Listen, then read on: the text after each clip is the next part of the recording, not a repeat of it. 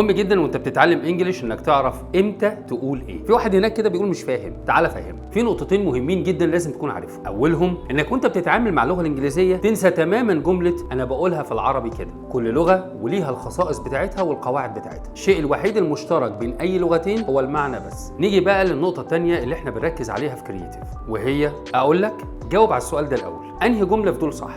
He is always late. He was always late.